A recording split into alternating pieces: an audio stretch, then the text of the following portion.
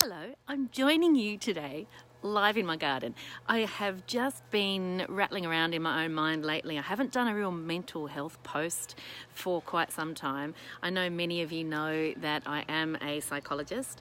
If you are not aware that I'm a psychologist, maybe you're aware of my business coaching, or maybe you're aware of my mentoring for mental health professionals, but I am a clinical and forensic psychologist, and some of the work that I do, in fact, a lot of the work that I do is around, in my clinical work, is around families, particularly families who are becoming parents or struggling to become parents, or struggling with the adjustment to becoming parents. So I thought today it would be a really good idea to share with you some thoughts on a couple of the recent mental health awareness initiatives that have been happening here in Australia.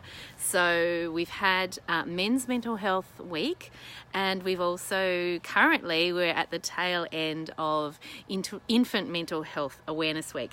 What I'm wanting to do is I'm wanting to share this live stream with a couple of the pages that I also support. My practice has its own page, the Crawley Clinic, if you're interested to follow that.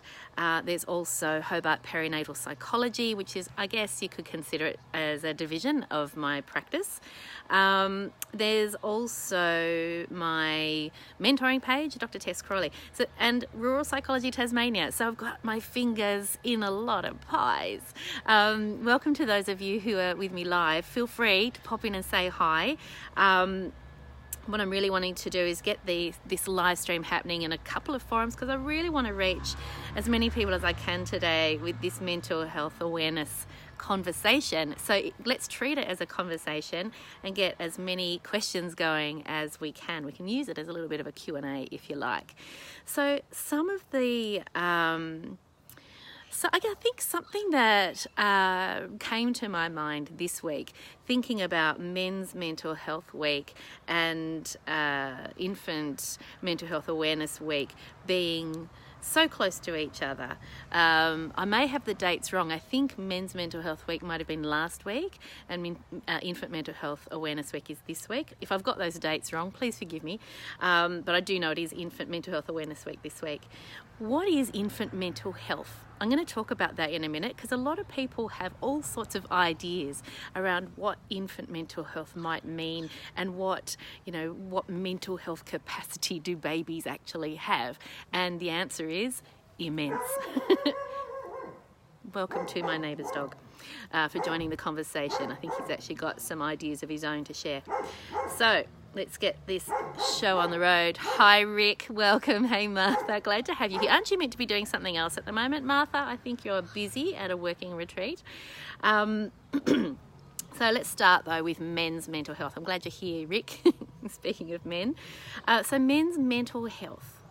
Now, this is a topic that, I'm the mother of boys, and I'm married to a bloke, and men's mental health is one of those issues. I don't know about where you're based, but in Australia, it's one of those areas of mental health awareness that is often swept under the carpet a little bit. And so every now and then we do have an awareness program. It might be in sporting, or it might be in the arts, or it might be, the mental health awareness programs that pop up from time to time dedicated to men's mental health. My key thing about men's mental health is these are conversations. These are conversations that should be had.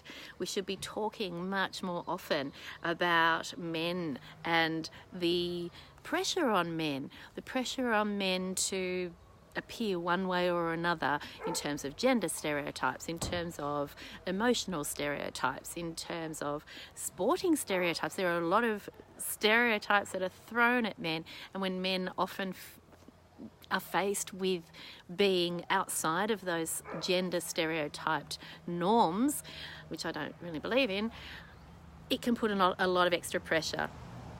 Is that Lisa there? Also a mother of boys. So men's mental health awareness coming right so closely to infant mental health. I wanted to specifically today talk about dads. I think that dads are underrepresented in our conversations around perinatal mental health. So you think about, I can tell you the experience my husband had of becoming a father. He won't mind me sharing with you this story. But when I was pregnant with our first child, his anxiety went through the roof to the point that he had multiple visits to the hospital thinking he was going to have a heart attack because he was so worried about my well-being, about the baby, about feeling like he needed to be the protector and he needed to be the provider. And I think a lot of men go through some variation of that experience of becoming a father, and all of a sudden shit gets really real, right? All of a sudden you're responsible for holding it together, or at least that's how it feels. And that is again one of those stereotypes coming to play there. I think a lot of men feel that it's up to them to sorry, I'm still sharing into other groups and pages here. I think a lot of men feel that it's up to them to hold it together. What we know from research that's done in the fields of it is you, Lisa, hi. What we know from research around perinatal mental health, so think about antenatal, which is before birth, antenatal anxiety, depression, and there's also postnatal anxiety and depression. What we know is that in families where there is a mum who is depressed or anxious in that perinatal phase, there's a large proportion of dads who are also depressed or anxious because of that sense of having to be the one to hold everyone together. Welcome, Kimberly. Nice to have you with me. So, men's mental health. These are conversations, breaking gender stereotypes, challenging gender stereotypes, gives permission for men and boys to talk openly about what they're experiencing. So I've talked before about my son's challenges with anxiety and dyspraxia, and for him it's a conversation that we have regularly about how he's experiencing his struggles, and he has great days and he's been having a great week this week, and he has difficult days, and what we do is we try our best to take the pressure off. My youngest son had a soccer match this morning. I was very excited to go and watch him play. He's new to the field of soccer. He woke up this morning feeling really anxious about it. So the conversation we had was about his feelings, about what might be driving those feelings, and the sense of pressure to perform that he felt. And all we did was say, let's go in your uniform, no pressure to play. You don't have to play if you don't want to, but if you feel like it, you can, because you'll have your uniform on. Once we were there and we had the same conversation with the coach, we're just saying to him, no pressure today, because he's feeling a bit anxious about the situation. Then he was right as rain. Off he went and played a fantastic game of soccer. So I think for men, the pressure, and boys, the pressure to perform, whether it's in the sporting arena or whether it's in the alpha male stereotype that we still insist on shoving down men's throats. If we could only, as a society, take some of that pressure away, we might actually see men feeling more comfortable to explore some of their emotions, to explore some of their vulnerabilities. Welcome, Amanda. I've got a few of you with me today, which is really, really nice. I've got Gigi here. Sorry, I'm just trying to see who's here. Gigi and Lisa. Hi, Lisa. And Kimberly, I said hello to. If I missed anybody. Kelly. Hello, Kelly. How are you? So,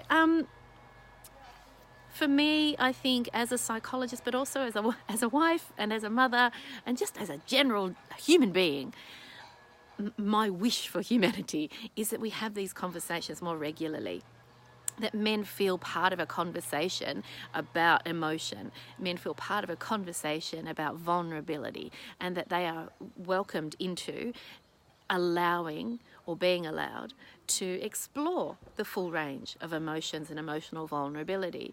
Now, in the work that I do with business mentoring and business coaching, a lot of business owners don't feel the freedom to explore their emotional vulnerability. And I think obviously, we have a large proportion of men in those positions of power, business ownership, business leadership, where they feel that they have to demonstrate a certain stereotype of what leadership looks like. And I think that that in itself creates problems. Brené Brown talks quite a lot about shields coming up, the armour that we wear to protect ourselves against vulnerability, so that we look like we know what we're doing and we look like we're in control. She talks a lot about allowing those shields to come down and demonstrate that, that humanity, compassion and vulnerability, and that these can actually be strengths, especially in leadership situations. Now, when we talk about vulnerability, we don't mean, snotty tears all over everybody at the boardroom table, but we do demonstrate that we have feelings too, that we are open to a conversation and that we are open to our teams having conversations. A member of my team actually rang me yesterday about a situation that had affected them emotionally in their clinical work, and I was so welcoming of the opportunity and the trust that had been placed in me to share that conversation. It meant a lot to me actually to be able to share that conversation and have that emotional vulnerability shared and spread evenly within the team, not feeling like it needed to be bottled up. So I think that's something that I know we all experience, but in the spirit of mental health for men, definitely this feeling of not being allowed to share some of those feelings. And I'm just quickly checking to see if we've got any questions. Hi Melinda, welcome. Okay, so now moving into infant mental health. So I mentioned before, in the perinatal space, men often get overlooked. With all of the work I've done as a perinatal clinician, with all of the work I've done around fertility, infertility, perinatal loss, adjustment to parenting, attachment work, and so on and so on and so on, the number of male clients I've had, I can literally, in terms of that particular field of work, I can count on one hand, less than 5 clients who've been fathers who've put their hand up and say, actually, I need some help. I need some help adjusting to my wife's IVF treatment, or I need some help adjusting to becoming a father, or I need some help understanding what it is that we've just gone through with the loss of a baby. So I think for dads in particular, that sense of having to hold everything together really tightly or else everyone drops their bundle is a very real pressure. Well, hey Chris, welcome. Now, if just 1 second, I'm checking on my laptop. I've actually got my laptop here on my knee as well. So I'm just checking to see if there's any questions, because I can't always see. I'm filming on my phone and I can't always see all the questions on my phone. So I'm just quickly having a look. I see that Lisa has mentioned something here. So bear with me 1 second while I just... Hey Laurie, welcome. While I just touch base with any questions that I've got here, and then I can answer them as we go. It's a little bit easier if I can see them on my laptop. So Chris is doing an assignment. Good luck with that. Lisa's saying, I wish there were conversations like this when I was raising my boys, and support out there for parents to learn how to teach their boys how to relate and express their feelings. We only know the stereotypes of being strong, fearless and manning up and stuffing their feelings away. God forbid a boy cries, he's not man enough. So sad, and I myself have made so many mistakes. I guess when you know better, you do better. This is the gig of parenting, isn't it, Lisa? Making up the, babies don't come with a manual. I like to say to a lot of my perinatal clients, especially those who've got new babies and they're struggling with that adjustment, babies don't come with a manual. You and your baby write the manual as you go. You write the manual together because you get to know each other. You get to know what works with each other. And yes, of course, as parents, no matter what age your babies are, they're always the first time, especially the oldest, they're the first time you've had a baby of that age. If you've got a child who's 25, it's the first time you've had a 25-year-old, right? So we're not always going to be able to preempt what is right, in inverted commas. But I think what's really important, and I think for dads, this is probably one of the messages around infant mental health for dads that I really want to encourage a conversation on, is a notion of rupture and repair. This is where you stuff it up sometimes, but it's what you do to bring things back on track. that can make all the difference. There's this lovely little mantra that it's what you do most of the time that matters in parenting, right? We all lose our bundle sometimes. I know I do. Every now and then I'll become shouty mummy, and then I'm not very happy about that. So I think there's a difference between being, that stereotype of the violent aggressor within a family who then feels bad about themselves and then apologises to make themselves feel better, versus a parent or a carer who genuinely recognises that something didn't go well. Let's work together on building a bridge to repair that little upset. So trying to think of an example. Whenever I do lose my temper, my children have grown into being welcome to comment on that with me, and they feel safe to say, I don't like it when you shout, or I don't like it when you're angry, or I don't like it when you're upset with me. And that gives us a conversation footing. And I will certainly approach the children and say things like, I'm very tired today and I'm sorry for taking that out on you guys. You're doing your best and I dropped the ball, or something like that. I can't think of a good example today, sorry. But my point being that none of us is perfect in our parenting.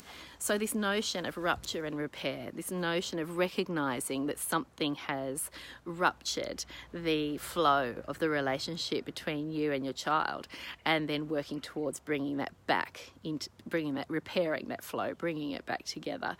Hey Leon, welcome. What's Chris got here? Okay. So with infant mental health, there used to be these ideas that babies were blank slates. They were born with nothing and we created them as we raised them. The reality really now, and research shows this quite clearly, is that babies are born with pre-established ideas of who they are and who you are. So a baby is born preferring the smell of its own mother's milk versus someone else's milk. A baby is born preferring the sound of their mother and father's voices versus any other male or female voices. So what goes on in utero is already establishing neural networks in the brain of the baby that when the baby is then born, the baby is expecting and anticipating, not in a conscious way, but in a neurological way, those continuity. So voices, sounds, smells, they provide the environment that the baby is expecting and feeling safe in. So with babies, we talk about responsiveness to babies. This is why, the old cry it out methods of sleep and settling have been have been put to bed, because really what we notice now, and again the research bears this out, is that when a baby feels responded to, they feel that they're in a safe environment, that their needs are going to be met, and all they have to focus on is spending their energy on growing and learning, knowing that mum and dad are there, and if I need something they will respond. So I think from a very, very early age, if we focus on how we can respond to the needs of a child, and I would say that goes right through to adult children, how do we respond to the needs of a child? Now, the need might not be for a thing. Okay, and I think this is where sometimes the conversation gets a bit skew with, because then we start getting into territory around arguments around what is spoiling. Now, to make it really, really clear, I firmly subscribe to the belief that you cannot spoil a baby. You cannot give a baby too much love. You are not making a rod for your own back by loving your baby. This is what babies need to help their neurological development, literally to help their neurological development, to help their language, to help their sense of emotional safety, and so on. So for dads merging on into fatherhood, well, for men moving into fatherhood, it's a whole new world of emotional relationship. It's a whole new way of spreading yourself more thinly when you fall in love with the person who's going to be your life partner, and you firmly believe that you just could not possibly love anybody else as much as you love this other person. And then a baby comes into the mix.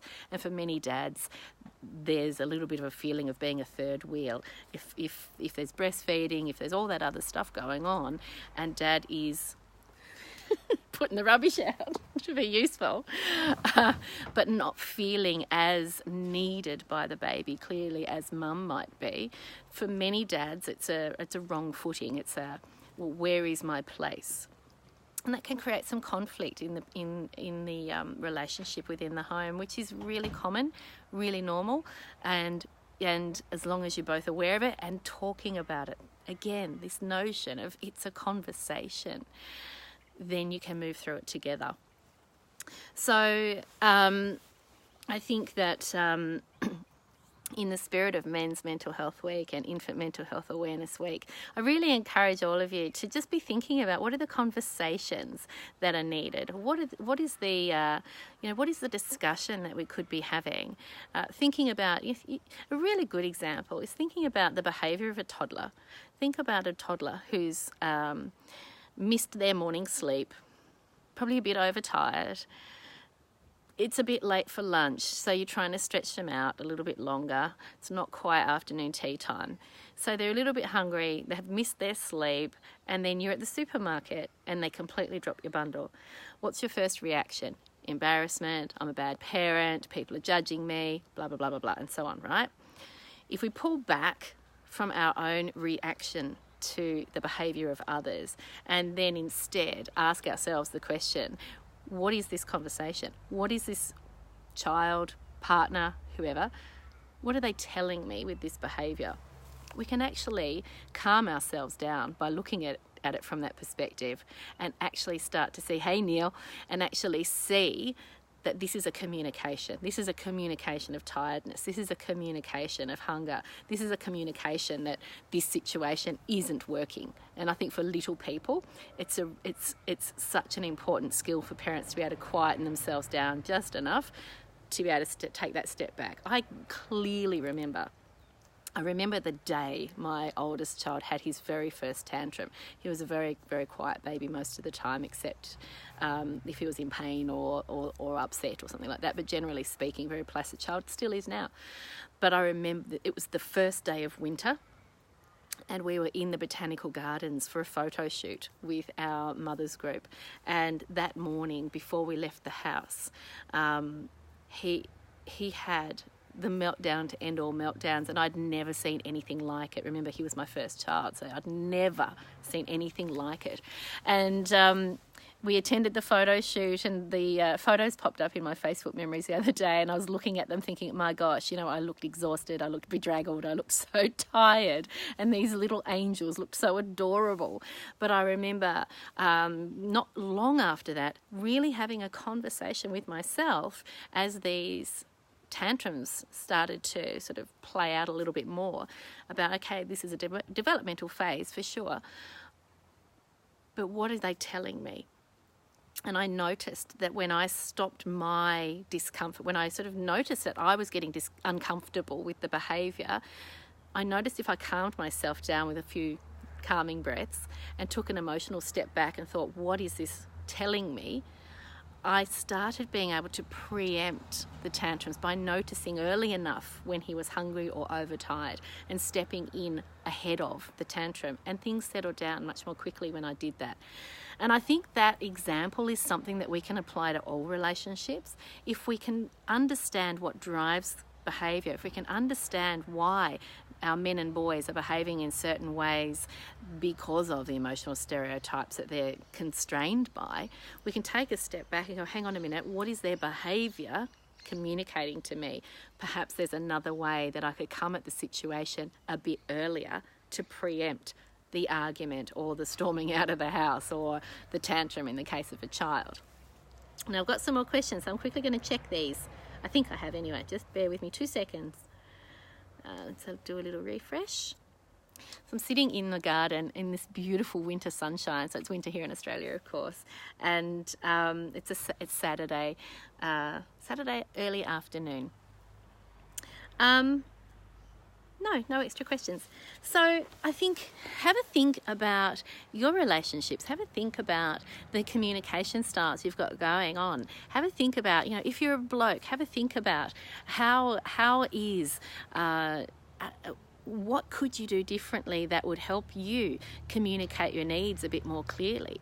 And if you're the mother or the partner of a bloke, what could you bring to those conversations? What level of understanding have you perhaps missed in the past? And this isn't blame laying in any way at all. It's opening up the door to communication and conversation. And when it comes to babies, when it comes to infant mental health, thinking again about what are they communicating to me? What is it that this child needs that I could provide? If this baby needs a cuddle and I could provide it, why wouldn't I do that? Or if this baby's hungry and somebody told me I have to stretch it out for 4 hours, what would I rather listen to? Somebody's advice or the baby telling me that it's hungry and demonstrating to me that it's hungry? So thinking about these things, about communication, about behaviour as a communication tool, and how communication can improve mental health for both men and babies and all of us together. When we talk, we share our burdens. When we talk, we lighten the load a little bit. Whatever is going on in your head that is causing you stress and worry and frustration, it's going to seem louder in here than it will once you share it with somebody. So my main message for mental health is always communicate. If you're a dad and you're struggling with being a dad, I'm going to tell you there are a lot of you out there who are struggling with that, and it's pretty common, pretty normal. Get some help, talk to somebody. Could be another mate, could be, a wise uncle. It could be a mental health professional, but it doesn't have to be. If you're finding that as a parent you're struggling to really dive into the communication style that your baby is presenting, babies are born with different temperaments. My 2 kids, raised exactly the same way, completely different kids. Any parent of more than one child will tell you that. So they each have their own communication style and they each respond differently to communication styles. It's on me as a parent to figure that out. Same with my husband. So if you think you need help figuring that out, there are professionals out there who can help you do that. But likewise, there are wise older people who might be good people for you to talk to. It might be a grandparent, it might be an aunt or an uncle. So think about what is it about communication that can help you feel that, you're not alone with whatever it is that's going on in your mind. Communication, we're social animals. That's what we're built for. So I hope you're going to have a great weekend, all of you. Thank you. I've got 6 of you left with me live, so thank you for those who joined live.